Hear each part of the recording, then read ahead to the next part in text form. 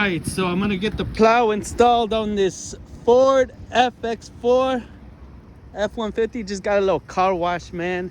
Had to make it look nice for the plow, you know what I mean?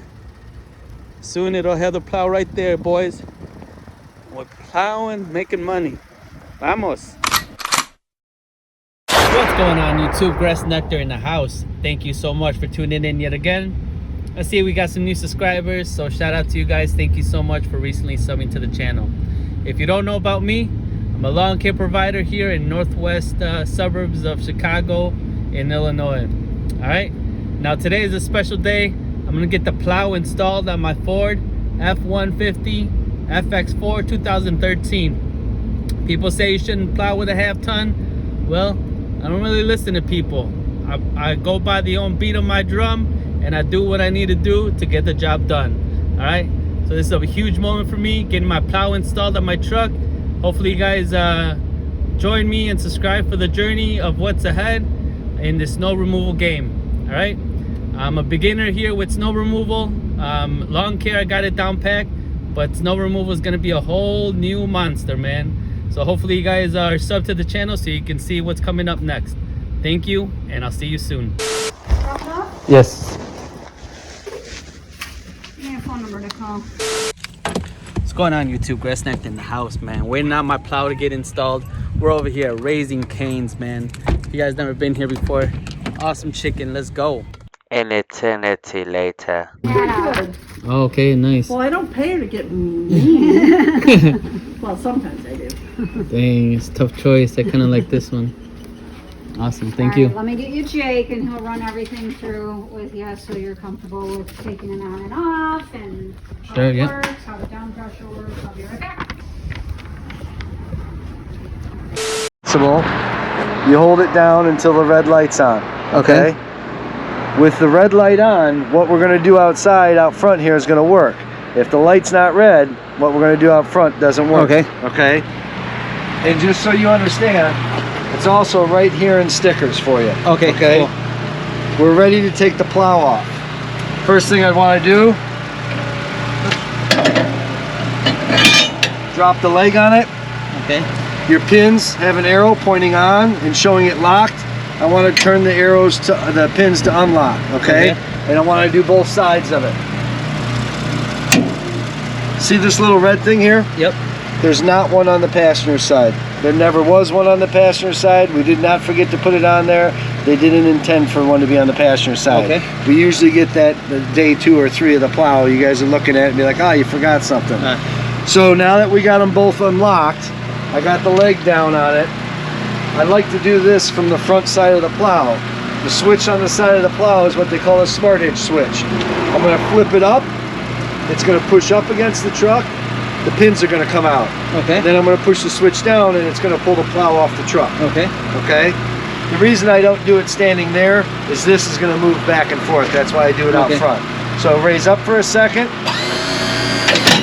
Pins came out.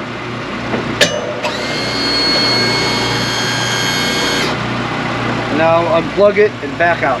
Okay. All right. The hardest thing you're going to have to do is driving this up into the back of the plow. Where is your intentions on storing this? My driveway. I got a gravel driveway. It's gonna be like by my shed. Okay. I will tell you how you store your plow has a direct derivative of how long you have it and how well it works. Okay. If there's any way in hell you can put this in the garage, do it. Okay. People are stealing these things left and right. All right. Yeah, definitely. I'll tell my wife to get her car out. Well, no. And here's what I was going to say. Right here is where a shoe would go. Okay. So if you're plowing gravel, you need shoes. If you're not plowing gravel, you don't need shoes. Over there's where a shoe goes, and this is what they call their kickstand or their leg. This manufacturer, thanks to an individual as myself, makes a set of casters that you can put in this plow before you take it off.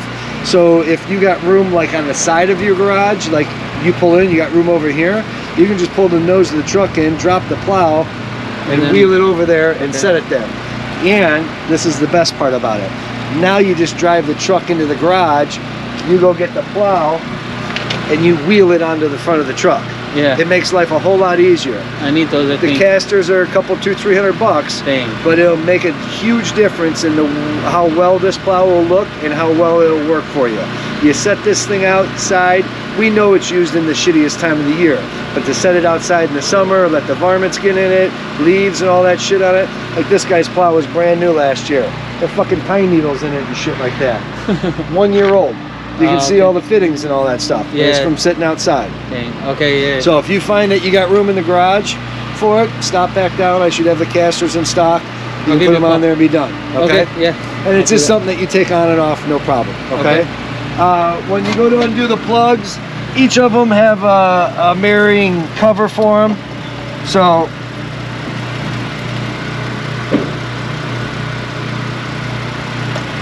here and here and then here.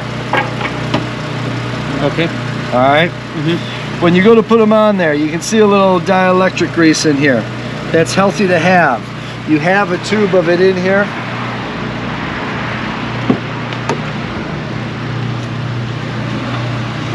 This right here. Okay. You don't have to apply it every time, but what you'd like to do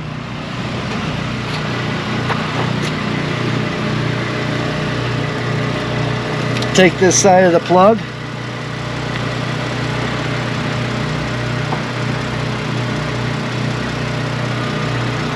just do the female side, okay? Okay. When you put the plug into it, it'll coat the other sides for you. Yep. There's a keyway here. You can't do this backwards. Get these things down as tight as you can go, okay? Okay. And then I take these and I cover them back together like that so you don't get snow and ice packed up in those, Okay. okay? And then on this one here, put a little in the female.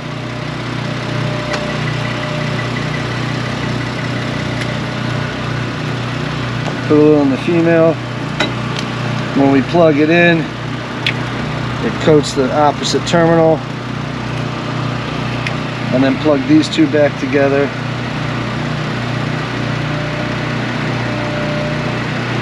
And away you go. Okay, cool. If you don't lose it, this should last you a season or two. Okay, yeah. Okay? I'll just put it in the door for you.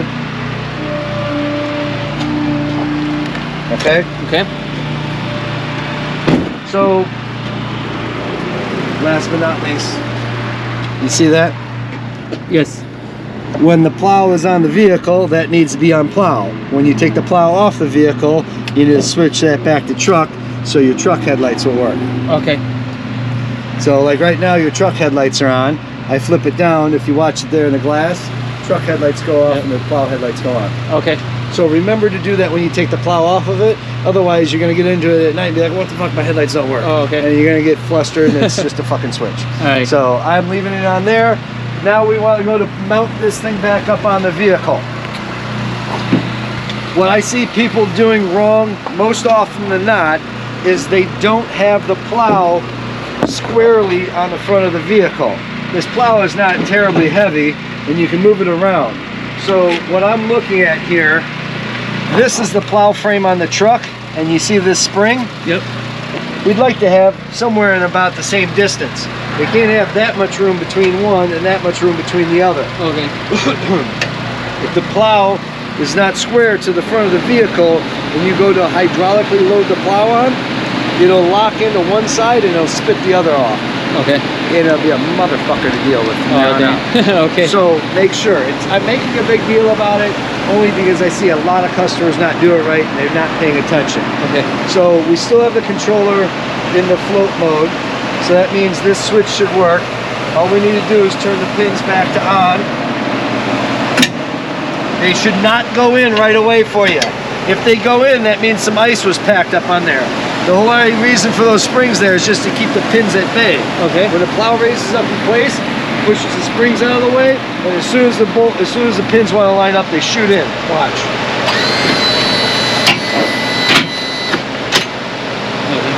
They're all the way in. Levers down. This is about a $45 mistake. To forgetting to pick that up. Okay, yeah. When traveling with the plow, don't angle it. Leave it straight. Leave it straight? Okay. Angling it, once you get over 45 miles an hour, it starts to work like a sail and it'll drive you one way or another. And by angling it, you're going to leave one corner of the plow extremely close to the ground. Okay.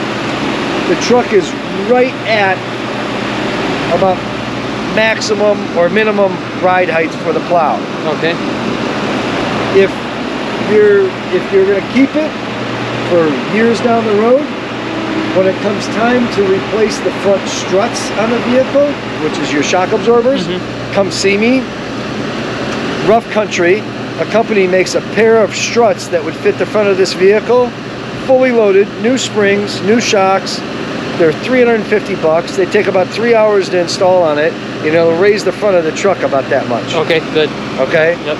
So you don't want to put a leveling kit on a truck that's got 80,000 miles on it because the struts are done. These are struts that are already extended to raise the truck up a little. Okay. Okay? Yeah. Sounds good. Otherwise, when traveling with the plow, you see these guys driving with the plow all the way up off the ground? Yep. It's fucking ridiculous. That's all about more you need to have it off the ground. Okay. All right? About a beer can, like a tall beer can. Okay? All right. And if you look at it, you bring it all the way up, you can start to see like these gold bolts from the driver's seat. Okay. So if you can see this, lower the plow down a little bit. Okay. In the morning when it's cold out and you're trying to heat up the truck, raise it up all the way. It'll start to starve the engine for heat, for air to go over the cooler, and it'll heat it up a little bit more. Okay. But leave the plow low when you're traveling with it. You'll notice that the temperatures stay accordingly for it. Okay. You have the controller, that little tube of dielectric grease.